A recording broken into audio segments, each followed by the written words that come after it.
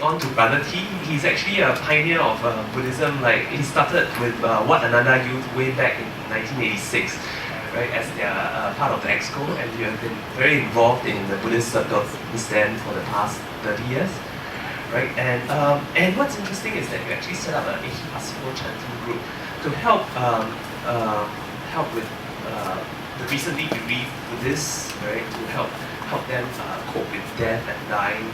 Right? Can you tell us a little bit more about what prompted you to want to start this chanting group? Do you see like a need that you want to fulfill, or what gave you that inspiration?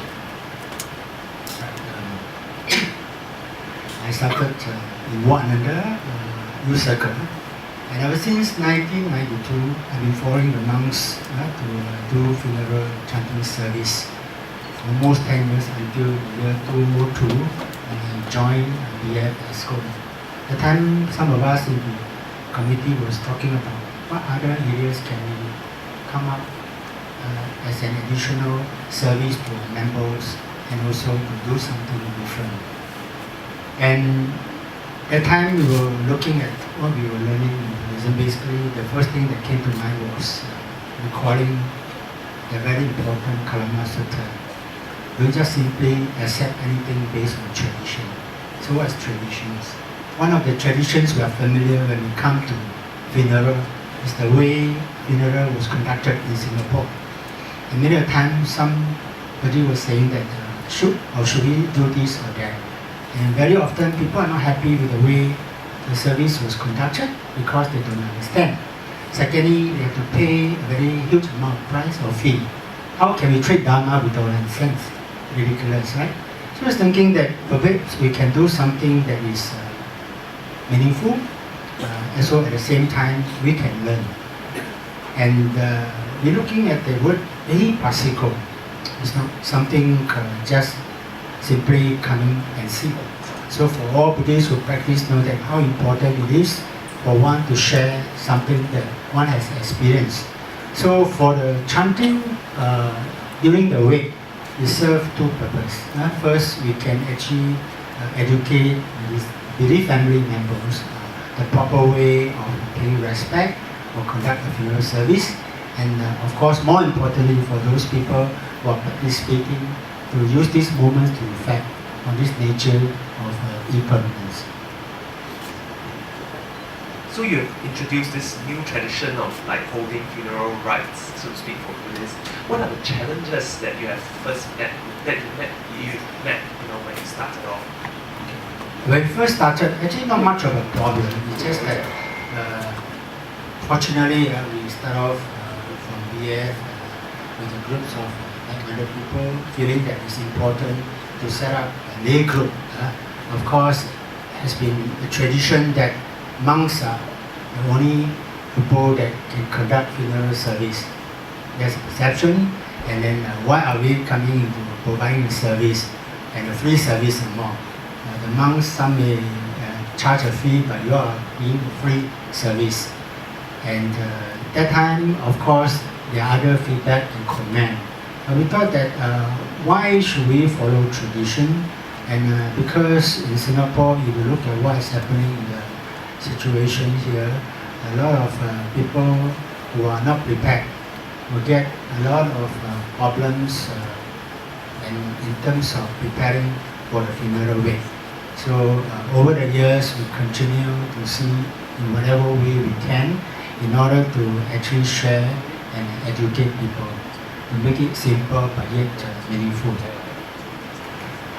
Actually, I'm just very curious, how does the family and your friends take, because I mean you run a very successful marine communication business, and this is your ECA, so to speak, you're doing it out of your free time, and how does your family or your friends view it? I haven't really asked them. Maybe you can check with my wife, she's here, my daughter. I think it's important to have support from your spouse and family members, and knowing that I think this is one area which we can serve at the same time practice, because one of the important aspects of the Dharma practice is to concentrate on death, and what else is more important when you can actually see for yourself the impermanent nature.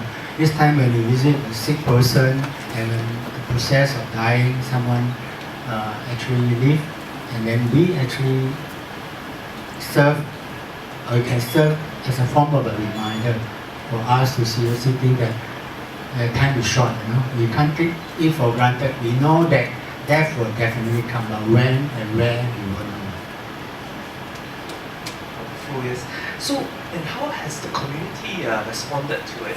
Have you had any feedback about this new way of running a service for Buddhists? Because it's very new. Yes, the fact that we can survive, I use the word, in small and simple group.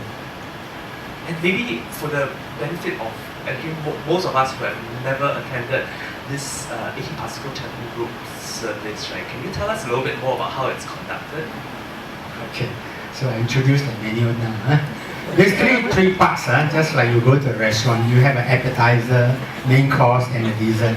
So I say that puja is not actually the most important, even though it's part of a simple rituals, but we use that to educate the people. Why are we preparing all the offering items? And chanting is very short, but we emphasize on using the English versions and the translation so that people could appreciate what is all this service all about.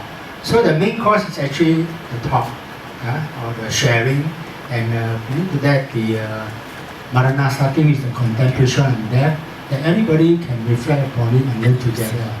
And something different is to at the end of the service, we provide two very nice and meaningful Buddhist hymns. That one becomes the dessert. So this is three parts of the service. I think if we do it in a way that the family could understand, I think that's more important.